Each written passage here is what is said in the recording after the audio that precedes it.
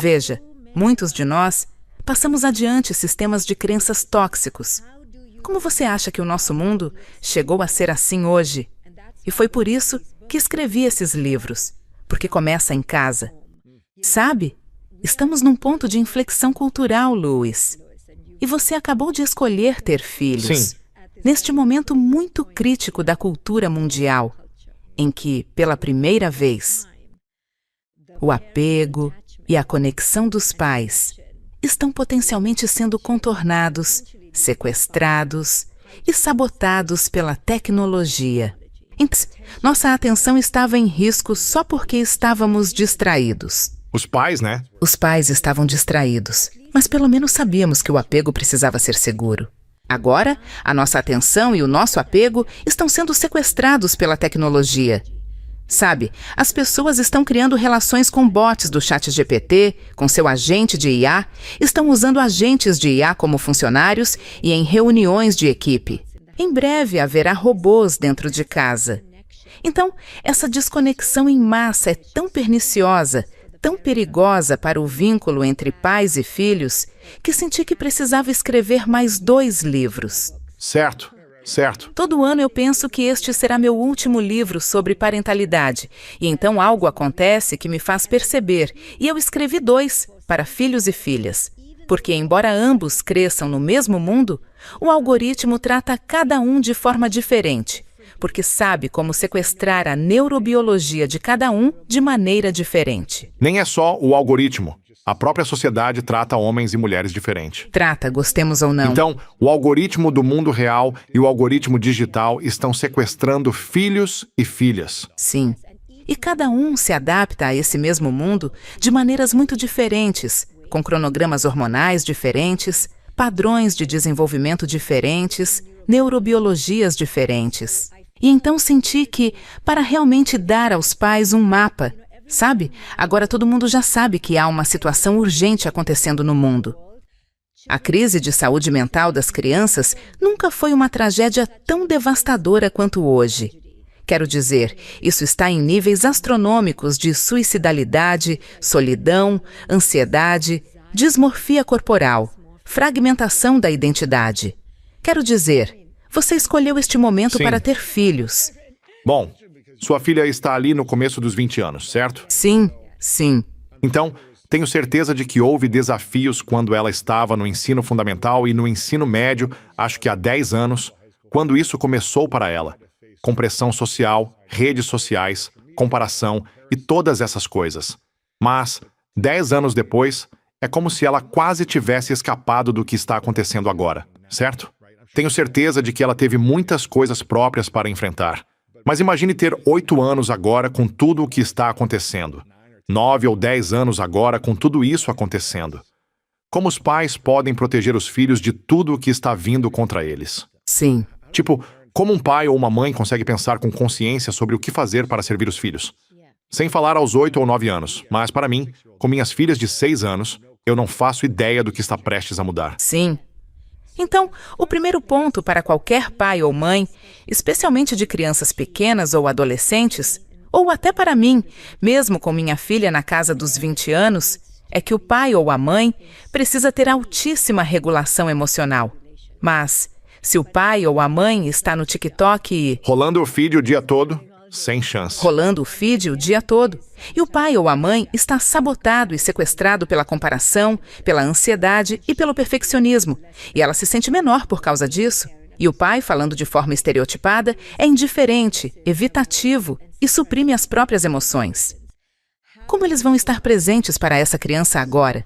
Quando escrevi Pais e Mães Conscientes, há 16 anos, a atenção já era um problema. Imagina como a atenção é difícil hoje, não é? Atenção e apego estão sendo sequestrados. Então, o que os pais precisam fazer? Então, a falta de apego em relação aos pais Dos pais com os filhos, sim. é a falta de capacidade dos pais de se apegar aos filhos ou é a incapacidade dos filhos de focar para se apegar aos pais? Bem, nós permitimos que a imersão digital e a superestimulação do mundo moderno caótico infiltrassem tanto a nossa própria psique e os nossos lares, que a nossa capacidade de estar presentes, conectados conosco mesmos, de ter momentos de solitude conosco mesmos, Lewis. Quando foi a última vez que você ficou olhando pela janela? Entediado. Sim. Entediado. E se permitir ficar conectado aos próprios pensamentos e se permitir relaxar sem simplesmente deixa eu checar o celular. Deixa eu mandar uns e-mails. E deixa eu começar a rolar o feed. Então, esses intervalos que preencheram os momentos de solitude nos desconectaram como adultos. Então, por si só, nossa capacidade de prestar atenção, de sintonizar, de focar, de nos apegar, de nos alinhar com nossos filhos, de observá-los. Você tem 2 filhas agora. Você já está percebendo tantas diferenças. Mas imagine se sua capacidade de prestar atenção tivesse diminuído ao longo dos anos. Você está distraído, sobrecarregado, ansioso, caótico. Elas percebem. O espelho delas é você. Então olham para esse espelho, que é o pai ou a mãe, para ver se o mundo é um lugar seguro. E elas vão se perguntar, eu sou uma pessoa digna e valiosa? E a atenção sendo... Elas Sim. estão olhando com base em como você olha para elas. Mas se o pai ou a mãe está com o olhar vazio, desconectado, sem capacidade, a culpa não é da criança, certo? A criança nasce nesse ambiente. São os pais que têm de criar o ritmo. Então, para um pai como você, no mundo de hoje, você precisa ser ainda mais consciente do que eu precisei ser. Eu tenho que ser tipo... Você tem que ser de outro mundo, porque caso contrário, o vazio da sua falta será preenchido não apenas pelo tédio, mas por estranhos no algoritmo dela ou no algoritmo das amigas dela. Então você terá estranhos na psique da sua filha. Você não deixaria sua filha viajar o mundo sozinha, aos 8 anos, mas o mundo está no algoritmo dela, aos 8 anos de idade. Uau! Sim? Agora, o que você diria que é a habilidade número 1 a desenvolver para ser um pai consciente? É regulação emocional? É cura? Qual a habilidade número 1 da parentalidade consciente? A habilidade acima de todas as habilidades é a capacidade de estar presente. Mas a capacidade de estar presente... O que isso exige? Você foi rápido. Isso exige 15 coisas diferentes, certo? Exige estar completamente aqui e agora, com atenção plena. O que isso exige? Isso exige uma existência simples. Sua capacidade de ter uma vida sem caos. Sua capacidade de ficar bem no presente e não viver no futuro nem no passado. Isso significa que você precisa curar um pouco do seu passado. Sua capacidade de estar com esse ser que, na verdade, não vai te dar muita coisa. Por muito tempo, é meio que uma via de mão única. E depois vem a qualidade da sua presença. Então não é só estar ali. É com o que você está ali e o que você leva para esse encontro. Então, se você chega com muito dogma, muito fundamentalismo, muita homofobia, por exemplo, isso não é presença consciente. Então você precisa trabalhar seus sistemas de crenças, se curar e se perguntar: o que eu quero transmitir aos meus filhos como legado emocional? Certo? Qual é a herança emocional deles? E isso exige que eu examine meus sistemas de crenças, certo? Então, se você tem um filho de 12 anos que chega em casa e diz: eu quero ser artista e não quero ir para o ensino médio, como você vai lidar com isso? Você tem um filho que está no caminho da medicina, depois larga tudo e quer ser oleiro ou carpinteiro. Como você lida com isso? Você tem um jovem de 15 anos que está confuso sobre a própria identidade e não sabe quem vai ser, e você fica apavorado com a possibilidade de ele seguir um caminho que não é aceitável para você. Como você vai lidar com isso? Então, em todos esses infinitos momentos, você é chamado a estar presente da forma mais consciente possível, e não vai conseguir fazer isso se não tiver cultivado essa prática. É difícil para muita gente se curar, estar presente e lidar com os próprios traumas causados pelos pais. Quanto mais, depois de colocar filhos neste mundo, aprender a não repetir o padrão desse trauma. Mas, de novo, falamos sobre a armadilha no começo. Tipo, muita gente. Eu me lembro de dizer, nunca vou ser como meus pais. Mas aí você começa a perceber, nossa, por que estou agindo de certas maneiras? Eu tenho que me vigiar. A única maneira de não repetir as coisas de que você não gosta, na forma como foi criado, é se curar primeiro dessa relação entre pais e filhos, em você mesmo, antes de poder construir uma nova relação entre pais e filhos depois. Não é uma lógica de se isso, então aquilo. É algo que acontece simultaneamente. Então não se preocupe, quem estiver ouvindo e sentir que precisa estar pronto, curado, isso não é possível. Não. O bonito é a sua disposição de olhar de frente quando você vê o seu pai aparecendo através de você. E não ter a audácia narcísica de achar que seu pai não vai aparecer. Seu pai vai aparecer de novo e de novo. Sério? Sim. Por que isso acontece? Só porque isso foi programado por tanto tempo? É um padrão que está aí. É uma programação. E não estou dizendo que isso vai acontecer. Mas, quando acontecer, não fique chocado. Entre nisso e diga, uau. E quase agradeça ao seu filho por mostrar que essa parte não curada ainda vive em você. Interessante. Sim, porque muitos pais sentem vergonha quando gritam com o filho ou perdem a paciência. Não estou defendendo isso, mas a vergonha é mais uma voz do passado, entende? Então eles não apenas gritaram, o que provavelmente veio de um gatilho do passado, porque raramente reagimos no presente. Normalmente, reagimos a partir do passado. Depois vem a vergonha, a culpa, a acusação e o ressentimento, que são ainda mais passado. Então eu ajudo os pais a ficarem muito confortáveis com o fato de que vão errar com os filhos. Tipo, não tentem evitar isso. Não tente ser obsessivamente perfeito e depois ficar tão ferido por estar estragando tudo, porque isso é o seu narcisismo. Se você simplesmente aceitar que vai ser uma bagunça, então deixe eu entrar nisso e tentar aparecer da melhor forma possível. Minha filha, aos 23, vai me dizer coisas como: não acredito que a doutora Shefali está me dizendo isso, porque ela usa isso contra mim. Ela usa minha consciência elevada contra mim. E eu digo: você está sendo muito manipuladora. E eu digo: desculpa, eu não sou a doutora Shefali aqui. Tipo, eu sou um ser humano lutando aqui. E não estou aqui para ser perfeita. Estou aqui para crescer. E não posso passar o resto da minha vida pedindo desculpas por ser esse meu eu todo bagunçado. Estou aqui para crescer, mas não estou aqui para fingir que posso viver envergonhada o tempo todo. É assim que eu sou, com minhas vulnerabilidades, minhas imperfeições e tudo mais. E nós vamos atravessar isso juntas. Vamos fazer terapia juntas. Tipo, eu não estou me escondendo disso. Mas também não vou fingir que isso não está aqui na sala. Estou aqui com a minha bagagem. Quando o filho amadurece, precisamos dizer a ele: caso você ainda não tenha percebido, eu tenho muita bagagem. Eu não sou perfeito. Eu não sou perfeita. E agora precisamos lidar com isso. E quando você se torna pai ou mãe, parceiro ou amigo, precisa assumir essa bagagem que vai carregar. Então essa ideia, essa coisa meio holística, de psicologia positiva, perfeccionista, desse eu curado, sabe? Ou essa ideia de que você não machuca as pessoas por causa da sua bagagem. Não, machuca sim. Estamos sempre com a nossa bagagem. E não precisamos ter vergonha disso, mas precisamos assumir isso, entrar nisso, e ter a humildade de reconhecer que eu tenho muita bagagem, sabe? Eu não estou separada disso. Sim. Sim. Essa crença de que os pais possuem os filhos, certo? Ou aquela ideia de esses Sim. são meus filhos, certo? Quando você escolhe conscientemente ter filhos, essas crianças quiseram estar neste mundo. Tipo, quando e como essas almas disseram: estou escolhendo estar com estes pais? Nós temos essa resposta? Sim? Então, Lewis, você está presumindo a visão de mundo de uma alma, certo? Não sabemos. Não sabemos.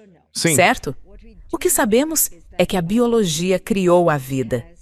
Agora nossos filhos estão aqui e sabemos que toda criança vem com a sua essência. Você estava me dizendo como as suas gêmeas são diferentes uma da outra. Sim, e isso é louco pra mim. Parece loucura pra mim. Mas por que elas são diferentes? Tipo, por que é...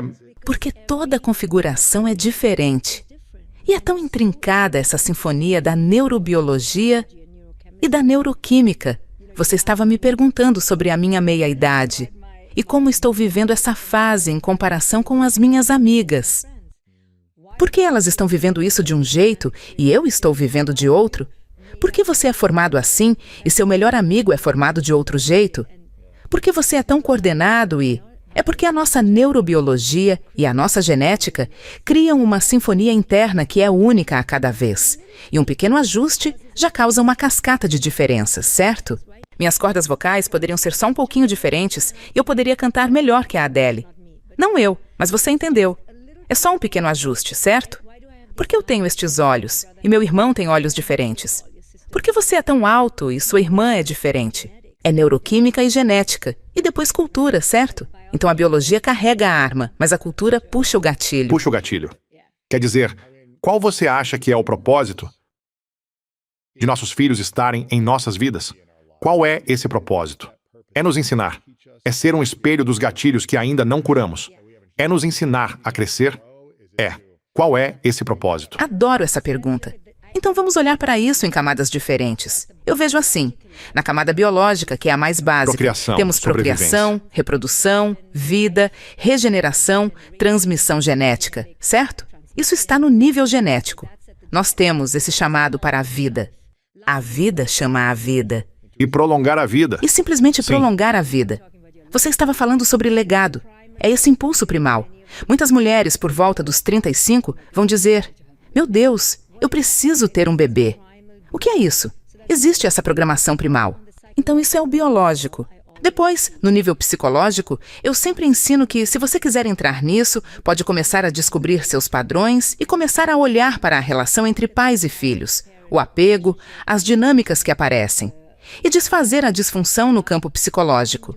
Você faz terapia, liga para a doutora Shefali, lê meus livros. E então, eu realmente acho que você pode, se quiser entrar no nível transcendente, se quiser ter uma visão evoluída da parentalidade, e é aí que entra a parentalidade consciente, que está além do ego, está além de "este é meu filho". Agora eu olho para o meu filho, não como algo meu, mas como um ser que eu posso ajudar a conduzir até o próprio destino. Mas eu não me apego a ele, com a minha identidade. Depois seria desfazer a disfunção. Mas algo mais ligado à identidade? E a terceira fase? É soltar a identidade de mãe, deixar isso ir. Se um filho chega para o pai ou para a mãe e diz, "eu te odeio", e você quer responder, "bom, eu também te odeio", ou "como você ousa falar assim comigo?", é porque você ficou preso no psicológico, na dinâmica, na disfunção, porque a sua identidade está ligada à forma como ele fala com você. Toda vez que eu desço para o meu ego com a minha filha, é porque estou me identificando com como ela ousa falar assim comigo. Eu sou a mãe dela, certo? Depois de tudo o que eu sacrifiquei. Ela veio por meio de mim e você acabou com o meu corpo, né? Então entram corpo, papel, identidade, como os outros vão me ver. Como ela pode falar assim? Ela, eu, filha, mãe. A identidade baseada em papéis. Mas, nos poucos momentos em que consigo transcender isso, eu consigo vê-la como um ser que está sofrendo, que está perdido, um ser desconectado e desejando conexão. E se eu consigo ser tão plena nessa transcendência, o que é muito difícil, eu olho para o meu papel não como mãe dela, mas realmente como a guia dela, para levá-la de volta a si mesma. Certo? Interessante. Isso é sobre ela estar integrada, ela estar conectada. Mesmo quando eu não gosto de quem ela é neste momento, ou não gosto do fato de que ela, minha filha, decidiu se tornar chefe, certo? Eu adoro isso, mas se eu não... Você não gosta disso? Não, eu gosto. Eu fico feliz. Sim, sim, claro. Ei, talvez seja... Sim, sim. Mas se eu tivesse tido outra visão para ela, Deveria se eu ter sido achasse que ela advogada. deveria ser cirurgiã, ou você tem tanto potencial, como pode estar cortando frango? Eu poderia derrubá-la. Poderia dizer, isso não está certo. Ficar numa cozinha não está certo. Esse trabalho é idiota. Paga $7 por hora. Eu poderia fazer muitas coisas para feri-la em nome do meu amor. Mas isso seria o meu ego, certo? Amor do ego não é amor de verdade. Sim, mas os pais acham que isso é amor porque estão protegendo a filha. Porque existe, na sociedade, essa tendência de muitos pais quererem que os filhos sigam um certo caminho na faculdade e depois tenham a carreira que os pais querem. Por que é tão importante para tantos pais adultos que os filhos acabem numa determinada profissão? Sim. Você está me fazendo a pergunta mais importante. Então vou te dar uma resposta provocadora. E muitos dos seus ouvintes não vão gostar de mim agora, quando eu disser isso. E é por isso que eu ensino parentalidade consciente. A razão disso, de impormos os nossos ideais, é que, de muitas maneiras, a própria razão pela qual temos filhos é para ter um troféu. Os pais desejam ter um embaixador, ter alguém que nos cure, alguém que agora possamos moldar, alguém que possamos manipular para ser o eu não realizado que nunca conseguimos ser. Trabalho de sombra é essencialmente o processo de tornar consciente aquilo que é inconsciente. Todos nós temos um eu sombra, é o eu inconsciente. E a forma como o eu sombra é criado é em momentos de trauma, que é um sofrimento que não consegue ser resolvido naquele momento.